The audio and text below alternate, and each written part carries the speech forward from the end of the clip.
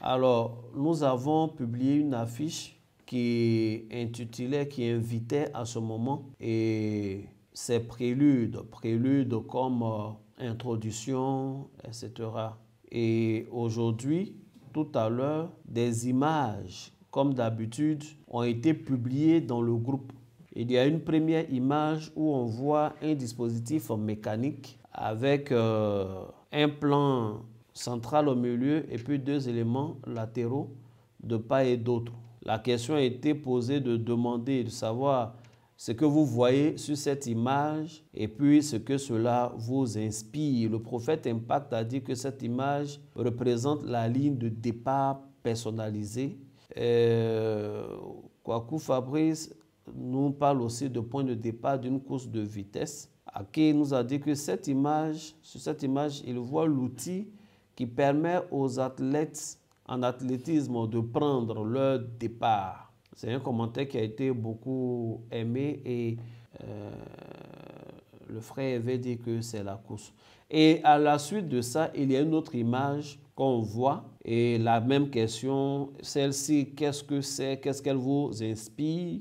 Et le frère avait dit que c'est une piste de course, une piste d'athlétisme a ajouté Mylène.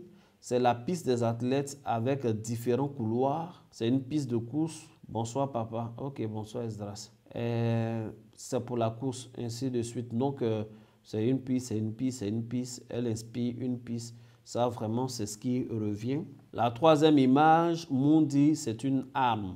Une autre personne à la suite de Moon a dit que c'est un pistolet qui donne le départ d'une course. Maman Eva dit c'est une arme à feu. Le frère Fabrice dit c'est un pistolet pour donner le top départ lors d'une course en athlétisme. C'est un outil, dit l'ange Florence, qui sert à indiquer aux coureurs compétiteurs que le top départ est donné. Maman Kwaku a dit que c'est le pistolet qui donne le coup d'envoi, ainsi de suite. Deledo a dit, en répondant à la première image, à la seconde, que c'est une piste de course. Maman dit c'est un détonateur de départ. Enfin, une avant-dernière image est donnée où on voit des gens qui sont en train de sauter un élément et on a l'impression qu'ils descendent dans de l'eau. Et la réponse à cette question, on dit ce sont les athlètes en pleine course, nous fait savoir Esdras. Elisha a dit que ce sont des obstacles pendant la course. Maman Eva dit que ce sont des haies, ainsi de suite.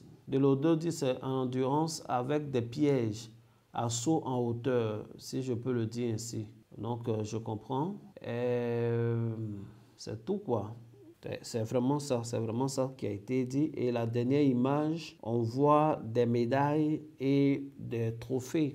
On demande qu'est-ce que c'est, qu'est-ce qu'elle vous inspire. Maman Eva a vite fait de dire que ce sont des médailles et des trophées. Cela inspire la victoire à maman Pélagie Nguessan. Et Moun dit ce sont les médailles de récompense et le trophée du vainqueur. Ainsi de suite, la récompense des médailles, la récompense, ce sont les choses qui reviennent jusqu'à la fin, jusqu'à ce que nous lancions la vidéo, le salon vidéo. Que Dieu vous bénisse abondamment, que la main de Dieu soit sur votre vie. Je suis là aujourd'hui pour vous exhorter à deux choses, à la prière, mais surtout au courage. Vous savez, je vais lire un verset, la Bible dit dans 1 Corinthiens chapitre 9, du verset 24 au verset 27, écoutez. Ne savez-vous pas que ceux qui courent dans le stade courent tous, mais qu'un seul remporte le prix?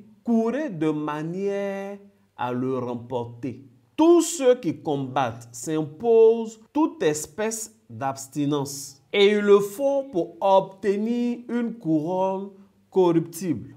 Mais nous, faisons-le pour une couronne incorruptible. Moi donc, je cours, non pas comme à l'aventure, je frappe, non pas comme battant l'air, mais je traite durement mon corps et je le tiens assujetti de peur d'être moi-même rejeté après avoir prêché aux autres. Amen. Amen. 1 Timothée 4, verset 8. Exerce-toi à la piété, car l'exercice corporel est utile à peu de choses, tandis que la piété est utile à tout, ayant la promesse de la vie présente et de celle à venir. Ayant la promesse de la vie présente et de celle à venir. Donc la vie terrestre et la vie éternelle, le salut.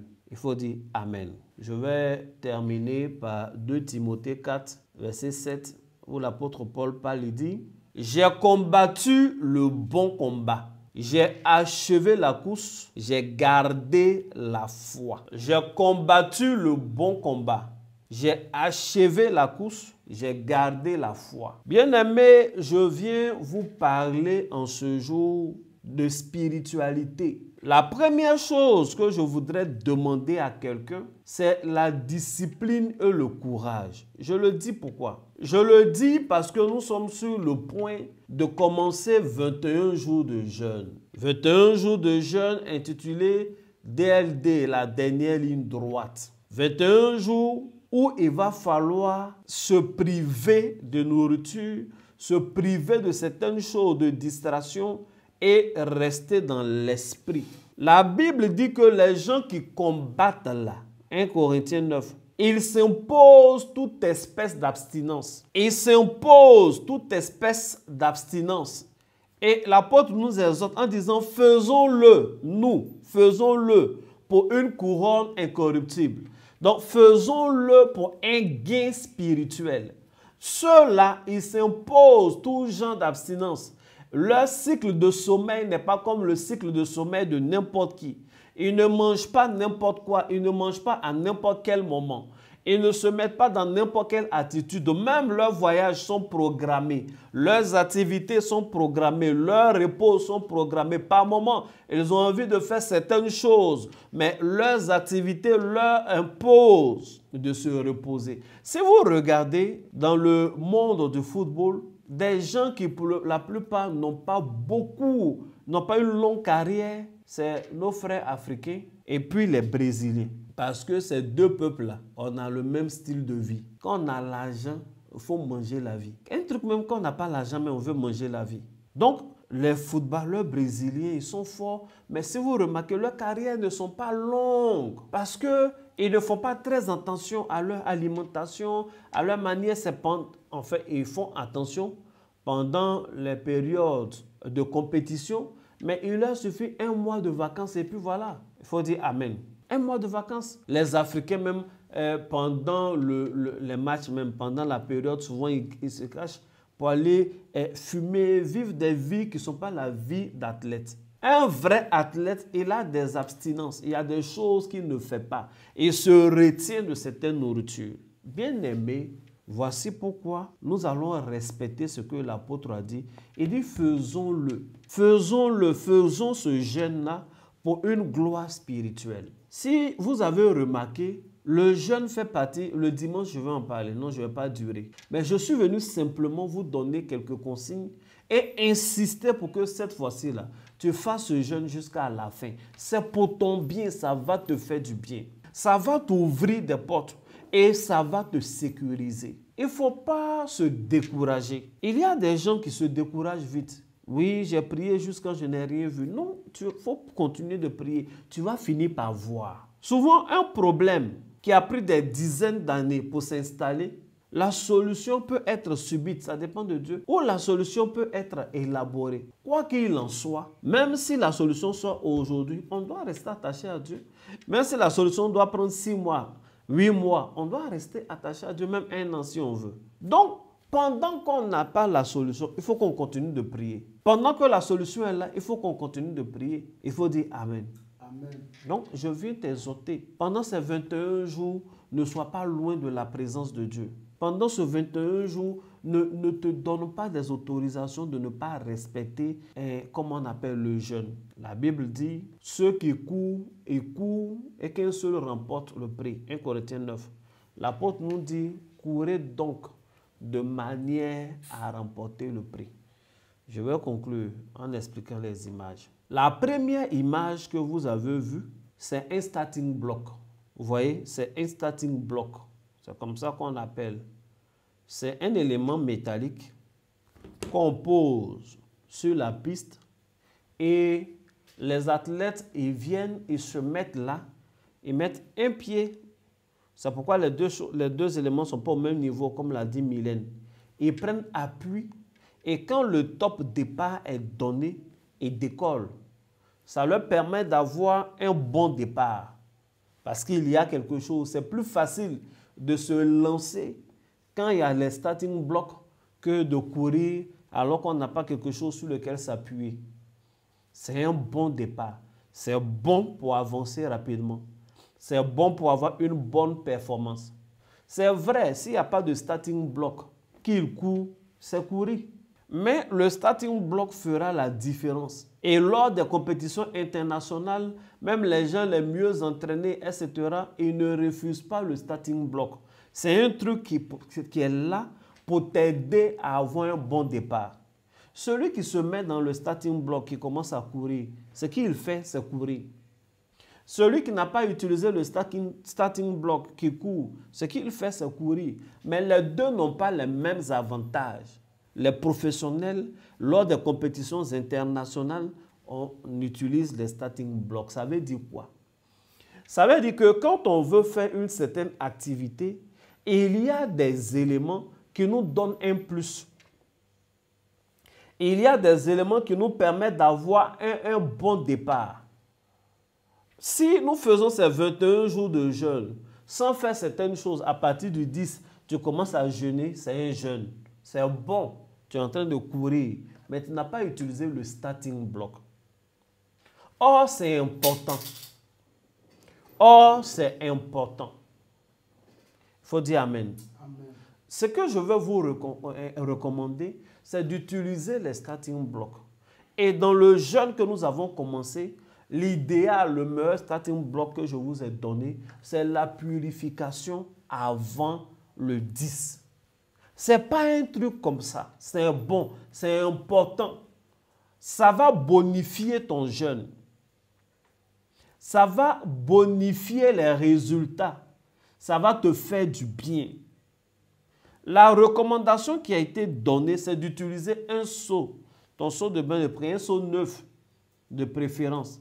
D'y ajouter de l'eau de source, l'eau de pluie, l'eau de mer, etc. Pas l'eau de robinet. D'y ajouter du sel. De réciter sur l'ensemble le psaume 51 3 fois. Le psaume 51 du début jusqu'à la fin, tu lis une première fois, tu lis une seconde fois, tu lis une troisième fois sur cette eau-là. Dès lors, cette eau-là est impactée par la puissance de la parole de Dieu. Dès lors, cette eau-là n'est pas simple. L'Esprit de Dieu se meut au-dessus. Comme au commencement, l'Esprit de Dieu se mouvait au-dessus des eaux. Et tu prends cette eau-là pour te laver, pour faire un bain intégral, laver tout le corps. C'est ce qu'on appelle un bain de purification. Et tu peux le faire le 7, c'est-à-dire aujourd'hui. Tu peux le faire le 8 demain. Tu peux le faire le 9. Et le 10, on commence le jeûne. Moi, j'ai dit, je vais faire pour moi le 9. Tu peux faire pour toi aujourd'hui. C'est important, c'est un starting block. Peut-être le dimanche, je vais mieux rentrer dans les détails. Mais là, je viens insister pour que cette fois-ci, là, tu ne laisses rien au hasard. Paul a dit courir de manière à remporter le prix. Il y a des manières, il y a des méthodes, il y a des petits plus. Quand tu as ça, tu vas remporter le prix. Il faut dire Amen. Amen.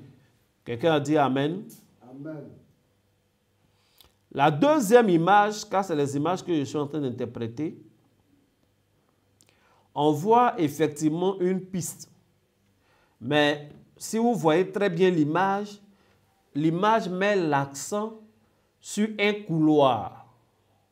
En effet, quand vous prenez une piste de course d'athlétisme, sur la piste, il y a des traits. Ces lignes-là séparent la piste en plusieurs couloirs.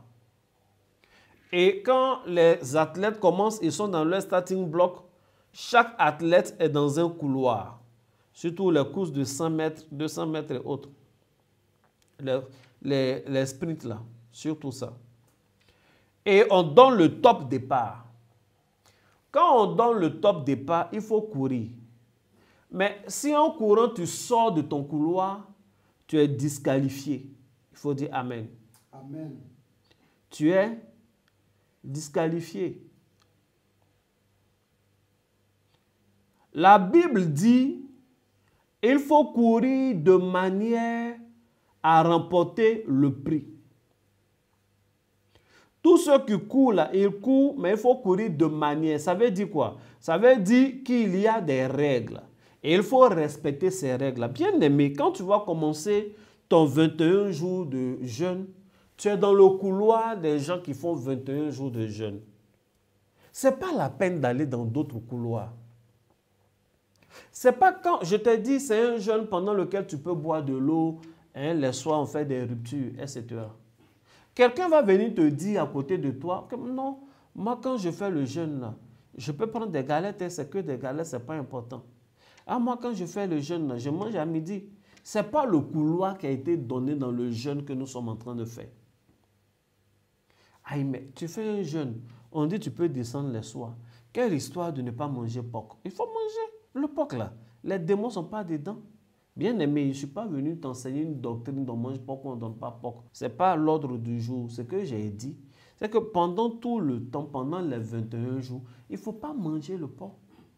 Il ne faut pas manger le porc. Même le soir, quand tu es descendu, que tu as bu tes bouillies, les fruits et autres, ta descente avec modération, il ne faut pas manger porc, même si c'est un tiers de kilo ou un tiers de gramme. Il faut rester dans ce couloir-là. Pendant ce temps, peut-être on va t'inviter à un anniversaire en plein jour, à 14h, on dit il y a l'anniversaire de quelqu'un. Bien aimé, il faut sauver les apparences, machin, tout et tout, mais sauver ta vie, sauver ta destinée vaut mieux que les apparences. Il faut trouver le moyen, les excuses que tu peux. Il faut respecter ton jeûne. Reste dans ton couloir. Nous sommes dans le couloir de la dernière ligne droite. On est concentré sur ça. Quelqu'un va venir te dire, mais non, en novembre, tu es en train de jeûner, laisse. De toutes les façons, dans mon église, en décembre, on fait un jeûne de 3 jours. Là. Hein? Toi, tu as fait un jeûne de 21 jours. Ça peut devenir pasteur, bien, laisse tout ça. On a un jeûne de 3 jours. 3 jours, c'est un bon chiffre. Bien aimé, il faut rester dans ton couloir de 21 jours. Il faut être déterminé. Il faut être déterminé. Il faut être en contact avec Dieu. Il faut être courageux. Il faut être courageuse. Là où on va avoir beaucoup plus besoin de courage, même, c'est de commencer le jeûne là, le dimanche. Habituellement, les dimanches, tu sors, tu manges, tu es en famille, etc. Ce dimanche-là, il faut rester courageux. Reste à la maison. Fais tes prières. Prie, fais la prière de midi. Fais ta rupture à 18h. À 20h, on se retrouve pour l'enseignement. C'est ta vie. Ce sont nos vies. Et il faut sélectionner les sujets pour lesquels tu vas prier pendant ces 21 jours. Ne prie pas comme ça. Il faut prier pour les sujets importants. J'annonce à quelqu'un que le royaume des cieux s'est vraiment approché de toi. L'univers de l'exaucement est autour de toi. Ne gaspille pas ces opportunités-là. Non, reste dans ton couloir. Va à la prière. Que Dieu te bénisse. Amen. C'est le sens de la deuxième image. Nous allons rester dans nos couloirs. Ce n'est pas le moment de, comment on appelle, copier les autres. Vous savez, j'ai mis le starter là. Comment on appelle? Le pistolet de coup d'envoi. Le pistolet de coup d'envoi. Pour dire qu'on veut commencer un jeûne ou les activités spirituelles, le temps compte. Le moment de commencer, ça compte. Le moment de finir, ça compte. On commence notre jeûne là, avant le lever du soleil. On commence notre jeûne là, avant le lever du soleil. Je ne sais pas, chacun a son continent. Mais autour de 5 h du matin, 4 h du matin, on a commencé le jeûne. J'ai dit que la rupture, c'est à 18 h. Quand le top boom de 18 h n'est pas donné, il ne faut pas descendre de ton jeûne. Il ne faut pas faire ce jeûne-là comme tu as l'habitude de faire tes jeûnes en sinusoïdal. Aujourd'hui, tu jeûnes jusqu'à midi. Demain, tu fais un effort à 18 h. Après, demain, tu as fini à 13 h. Ce n'est pas bon. La régularité, là, ça crée des contacts des anges. Des gens qui ont des moments précis où ils font des choses. qui ont une heure précise où ils prient, ils s'activent facilement les anges et ils arrivent facilement à activer leurs anges. Effectivement. Il faut dire Amen. Amen. Donc, il faut tenir compte du temps, du timing qui est donné. On a dit les gens qui ont des métiers durs, des travaux physiques, etc. Dieu a fait exceptionnellement le privilège de pouvoir descendre à 15 heures. Il faut les laisser descendre à 15 heures. Mais toi, tu n'es pas en train de soulever des briques. Tu n'es pas en train de pousser un truc. Il faut faire un effort. Il faut respecter tout ce qui est timing. Il ne faut pas faire zigzag. Il ne faut pas faire zigzag. Peut-être que si tu fais zigzag, tu auras 20%, 30% de bénédiction. Et si tu avais fait tout en même temps, 100% n'est pas mieux. 1000% n'est pas mieux avec Dieu. Avoir des bénédictions pour cette fin d'année. Et c'est notre année qu'on est en train de préparer. Parce que l'année, là, vous savez, nous, on a 2 jeûnes majeurs. On a ce jeûne-là qu'on est en train de faire, qui est un jeûne du second semestre, c'est-à-dire le second trimestre de l'année, le dernier trimestre de l'année. Et puis, on a le jeûne du début d'année qu'on fait en général fin février et août, et comment on appelle, mars. Donc, il faut respecter, c'est ton dernier jeûne, en tout cas inspiré par Dieu que moi je te donne pour l'année 2024. C'est pour l'année 2024, mais c'est surtout pour préparer ton année 2025. Ce n'est pas le 31 décembre seulement qu'on a toutes les bénédictions, tout se prépare. Il faut être courageux. Il faut regarder la nourriture, il faut regarder ta destinée. Et puis il faut te souvenir d'Ésaü, qui a livré sa destinée à cause de la nourriture. Il dit, ah, donne-moi à manger. Le dimanche, j'ai parlé de tout cela, l'impact du jeûne.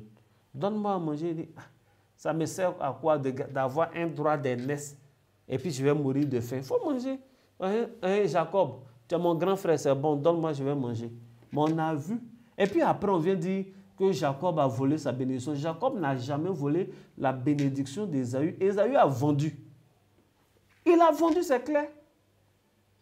Et il a vendu à 2 là-bas. Il voulait passer par derrière pour venir prendre quand même la bénédiction des mains d'Isaac. Dieu qui sait faire les choses a mis les circonstances de telle sorte qu'effectivement, Jacob puisse bénéficier de son droit d'aînesse qu'il a acheté. Il a acheté ça à prix de nourriture quand même. Que Dieu te bénisse. Amen.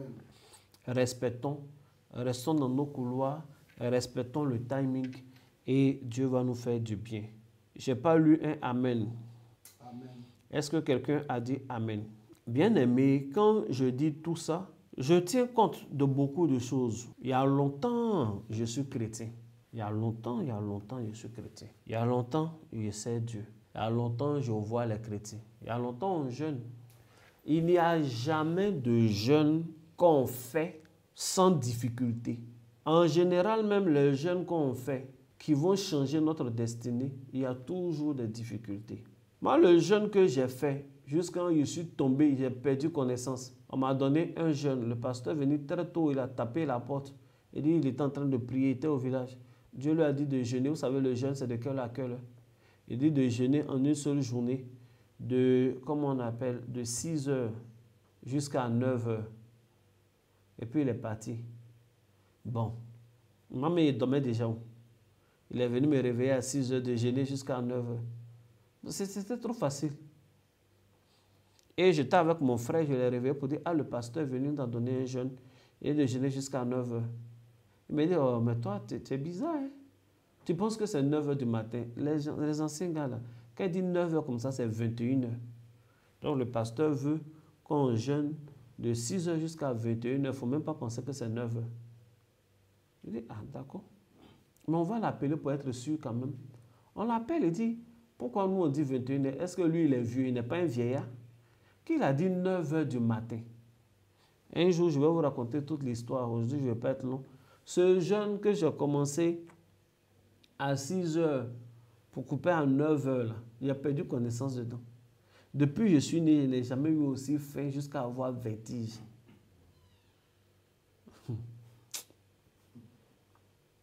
En fait, à 6 heures, j'ai prié. J'ai dit merci Seigneur pour le jeûne. Il dit de prier pour notre vie en général. Il te confie ma vie. Donc le plan, c'était quoi? Prier comme ça, confier. Et puis je vais me coucher. Je suis sûr qu'elle me réveille vers 10h, 11h. Le jeûne n'est pas fini. Ah, c'est faux. Hein?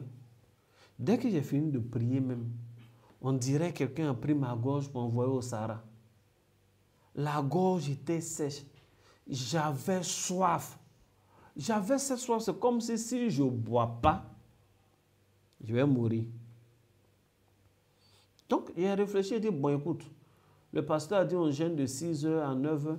Il n'a pas dit jeûne sec. Nous, notre jeûne n'est pas sec. Pendant la journée, tu peux boire à n'importe quel moment de l'eau. Donc, je suis allé, j'ai épuisé de l'eau et puis j'ai prié. J'ai dit, Seigneur, merci. Je veux respecter le jeûne. Étant donné que ce n'est pas un jeûne sec, je veux boire de l'eau quand même. Donc, je te recommande cette eau-là au nom de Jésus. Quand je priais, quand je disais au nom de Jésus, j'avais le vertige. C'est tout ce dont je me rappelle. Et puis, je n'ai plus rien vu. J'étais couché là, après, j'entends quelqu'un me dire, viens, viens, suis-moi. Et puis, quand il a dit, viens, suis-moi, dès qu'il a dit, suis-moi, je me suis retrouvé au bord de l'eau. Je me suis retrouvé au bord de l'eau. C'est une vieille histoire. Je me suis retrouvé au bord de l'eau avec quelqu'un qui était à côté de moi et dit, regarde. Et quand j'ai regardé, j'ai vu plein d'hommes comme ça, des gens qui sont sortis de la mer. Ils étaient pleins, ils étaient noirs, eux tous. Mais noirs, pas noirs de la race noire, nous noirs là, plus noirs que l'habit que j'ai ici. Ils étaient là et ils étaient tous nus. C'était des garçons et ils avaient chacun une hernie. Ils portaient des hernies. Et puis j'ai regardé et dit, mais c'est quoi ça? Pourquoi ils ont tous une hernie? Et puis celui qui était avec moi a dit, c'est une armée de maris de nuit que d'ici 2 ans, 3 ans, il sera extrêmement rare de trouver une femme qui n'a pas de fibrome, qui n'a pas de myome ou qui n'a pas de ces choses-là. Parce qu'ils ont été envoyés du fond des mers afin de propager ces maladies-là. C'est ce que j'ai vu. C'est une histoire de 2002 ou 2003. Parce que c'était déjà descendu de la guerre. 2002 ou 2003 que je vous raconte. Et j'ai vu ça. Après, il dit, viens. Et puis, quand il a dit, viens, je me suis retrouvé au fond de la mer. Il m'a montré plein de choses, etc. Un jour, on va rendre le témoignage jusqu'au bout. Mais ce que je veux vous dire, ce jeûne de 6 heures à 9 heures m'a fatigué. Ils ont essayé de me réveiller. Après, on m'a raconté tout ça. Donc, il faut faire le jeûne. C'est pourquoi il y a eu la 4e image que vous avez vue. C'est une course. Il y a des courses simples où le couloir est dégagé en cours. Et puis, il y a des courses avec obstacles. Vous vous rendez compte? L'autre image, j'ai demandé qu'est-ce que c'est. Effectivement, c'est un obstacle. C'est un obstacle où ils ont mis une haie en hauteur et puis il y a un bassin d'eau. Donc, les gens courent, ils doivent sauter, ils doivent marcher dans l'eau. Une fois que tu finis de courir dans l'eau et courir sur le sol, ce n'est pas la même difficulté. Sauter et courir simplement, ce n'est pas la même difficulté. Mais quand ils finissent de marcher dans l'eau, les chaussures n'ont pas la même adhérence. Ça peut glisser, tu peux tomber. Ça veut dire que c'est une course à obstacles. Il y aura des difficultés. Je veux exhorter une femme. Je veux exhorter un homme. Quelle que soit la difficulté, il faut la sauter. Quel que soit l'obstacle qui va se dresser au-devant de toi pendant ce jeûne, il faut le vaincre. Il y a des jeûnes qui sont des jeûnes de destinée. Si je prends un jeudi spécial, pas pour donner 1000 enseignements, mais juste pour insister sur le fait que nous devons respecter ce jeûne, c'est parce que c'est un jeûne de destinée. Il y a des jeûnes de destinée. Il y a de l'onction qui va être déversée en abondance dans la vie d'un homme de Dieu, dans la vie d'une servante de Dieu, d'un appelé qui va respecter ce moment. Il y a une puissance de délivrance qui va se manifester dans la vie de quelqu'un qui court derrière une délivrance depuis longtemps. Ta vie sera libérée. Il aura l'abondance que Dieu va déverser dans nos vies dans ce moment. Quelqu'un sera délivré du célibat. Quelqu'un sera délivré du chômage. Quelqu'un sera délivré de cette vie où depuis longtemps, tu ne fais que tourner en rond. C'est un jeûne de destinée. Il faut être courageux face à ta destinée. Saute les obstacles Ne les contourne pas. En les contournant, tu vas sortir de ton couloir. Il faut sauter les obstacles. Ça ne va pas te tuer. Tu auras la récompense au bout. Que Dieu te fortifie et qu'il soit avec toi. Il faut dire Amen. Amen. À la fin de tout ce que nous sommes en train de faire, bien-aimé, il y a la récompense. Il y a la récompense. Et nous, notre récompense est une récompense glorieuse. Il faut dire Amen. Amen. Courez de manière à remporter le prix. Ce n'est pas des épreuves vaines. Ce n'est pas une privation de nourriture pour la santé, pour perdre des kilos ou parce qu'on veut économiser en termes culinaires. Non, non, non. Non, budgétaire pour la... Non. C'est un exercice spirituel à la fin duquel et pendant même lequel il y aura les récompenses. Il y aura les médailles. Il y aura, comme on appelle, des coupes. Dieu ne peut pas te laisser sans récompense. Dieu n'est pas un menteur. Il n'est pas un menteur. Dieu n'est pas méchant. Tu n'as rien fait à Dieu qui ne puisse pas pardonner. Voici une saison, voici une opportunité. Voici un chemin qu'il dresse au devant de nous tous, au bout duquel et pendant même lequel, un chemin jalonné certes d'obstacles, mais jalonné aussi de récompenses, jalonné aussi de médailles, jalonné de gloire divine. À la fin de ce moment, il aura, et pendant, des récompenses éclatantes. Il aura des bénédictions extraordinaires. Il aura des visitations d'anges. Des gens vont avoir des visions claires. Des gens vont comprendre des choses de leur vie. Dieu va te faire des songes précis. Dieu va renouer des contacts importants. Dieu va décanter des financements décisifs. C'est un moment qu'il faut respecter. Et chaque soir, il aura un enseignement. Pendant ce moment, il y aura des moments où nous allons faire des actions prophétiques. À la fin, et même pendant, il y aura des récompenses, il y aura des témoignages. Voici ce que j'ai voulu vous dire en ce jour. Faites la purification. Préparez vos cœurs. L'apôtre Paul a dit, j'ai combattu le bon combat. C'est un bon combat ça. Ce jeûne-là, c'est un bon combat. Il faut combattre. Il dit, j'ai achevé la course. Bien-aimés, commençons ensemble. Quelqu'un a commencé à faire son planning. Bon, moi, je ne vais pas commencer au départ. Je vais les laisser faire les 7 derniers jours. Je vais faire avec eux. C'est un faux plan. C'est un faux plan. C'est un plan charnel. Ce qui est divin, Dieu dit, on commence ensemble, on finit ensemble. Il dit, j'ai combattu, j'ai achevé la foi.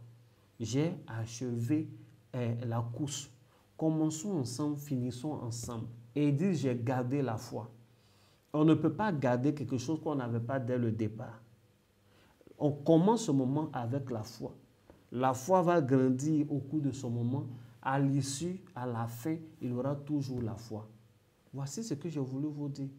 Combattons le bon combat, mes frères, mes soeurs, mes enfants spirituels, vous qui m'écoutez. Combattons, respectons ce moment-là. Ça va nous faire du bien. C'est un engagement divin, mais c'est en même temps une promesse divine. Voici, en gros, les préludes de notre moment de jeûne. Je vais prier pour tout le monde, pour tous ceux qui seront ici le samedi. Le samedi, c'est notre dernier jour de prière avant qu'on ne débute le jeûne. Je vais prier pour tous ceux qui vont venir. Je vais prier pour tous ceux qui vont venir. Faites vos bains de purification. Le même samedi pour certains, vendredi pour d'autres, ou comment on appelle, ou aujourd'hui même. On aura une séance de purification encore où moi-même je vais donner les éléments avant d'entrer dans l'année grégorienne 2025. Et pendant notre moment de jeûne dans le mois de mars 2025, il y aura une séance de purification. Je vous avais dit ça, que nous en ferons 3 purifications majeures au cours de ces temps-ci. Pendant ce moment de 21 jours, chaque jour à midi, tu dois prier. Tu peux prier dans tous tes thèmes, dire tes choses, mais voici une prière que tu dois faire. Tu dois dire, fais lever sur moi la lumière de ta face. Ô Éternel, tu fais briller ma lumière, l'Éternel, mon Dieu, éclaire mes ténèbres. Et tu ajoutes notre dernière phrase. J'accepte l'abondance et toutes les bonnes choses qui viennent à moi. Voici la prière. Tu as fini comme ça. Notre même mot, encore et encore là. Tu dis ça 4 fois. Et puis tu as fini ta prière de midi. Est-ce que ce n'est pas une prière qui est simple? Que tu sois dans le car, que tu sois au bureau, que tu sois à la maison, on ne crie pas. C'est des formules précises. Tu finis de réciter, tu as fini ta prière de midi. À 18h, on va prier. La prière de 18h, on va essayer de commencer avant 18h, autour de 17h30 comme ça. On prie jusqu'à 18h pour faire la rupture de 18h. Parce que l'enseignement et la prière même du soir, c'est à 20h. Voici ce que j'ai voulu vous dire en ce jour. Que Dieu vous bénisse. Que la main de Dieu soit sur votre vie. Je crois que nous avons terminé. Si quelqu'un a une question, je vais essayer de lire. Et après, amen, je vais répondre à toutes les questions. Que Dieu vous bénisse tous. Que la main de Dieu soit sur vos vies. Shalom et à bientôt.